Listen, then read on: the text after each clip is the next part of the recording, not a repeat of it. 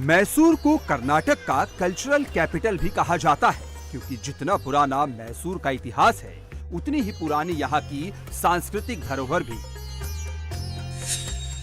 यहाँ का मैसूर पैलेस यानी महाराजा पैलेस, इसकी सुंदरता अद्भुत है।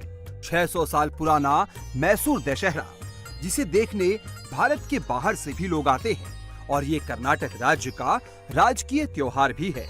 मैसूर में ही चामुंडेश्वरी मंदिर है, जहां मां दुर्गा ने महिषासुर का वध किया था। ये 18 महाशक्ति पीठों में से एक माना जाता है। वहीं मैसूर के रॉयल मैसूर पाक को भी यहाँ की शान कहा जाता है।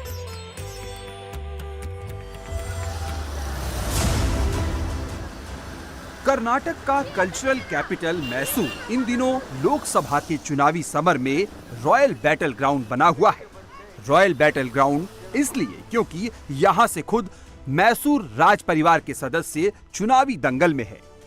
मैसूर लोकसभा सीट से अब की बार राज परिवार के यदुवीर कृष्ण दत्त चामराजा ओडेयार बीजेपी की टिकट से मैदान में है, जबकि कांग्रेस ने एम लक्ष्मण को टिकट दिया है।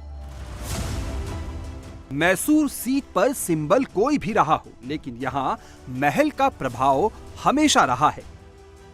इस बार यदुवीर कृष्ण दत्त चामराजा ओडेयार बीजेपी से मैदान में है, लेकिन इससे पहले भी महाराजा श्रीकांत दत्त नरसिम्ह राजा ओडेयार मैसूर से सांसद रहे। महाराजा 1980 और 1984 में कांग्रेस की टिकट पर जीते।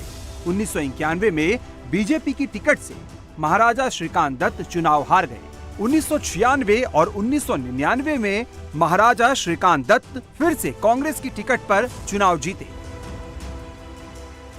मैसूर साउथ कर्नाटका की उन 10 सीटों में से एक है, जहां कास्ट फैक्टर भी अपना रोल प्ले करता है।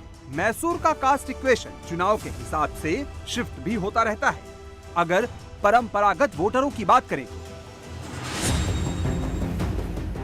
मैसूर में 1.5 लाख कुरुबा, 1 लाख नायक और 1.5 लाख मुस्लिम वोटर हैं। ये कांग्रेस के परंपरागत वोटर माने जाते हैं। इसी तरह 2,75,000 लिंगायत, 1 लाख ब्राह्मण और 1.5 लाख कोडवास वोटर बीजेपी के परंपरागत वोटर माने जाते हैं। इसके अलावा मैसूर में सबसे ज्यादा संख्या वोक्कालिगा की है। मैसूर में करीब 3.5 लाख वोक्कालिगा वोटर्स हैं।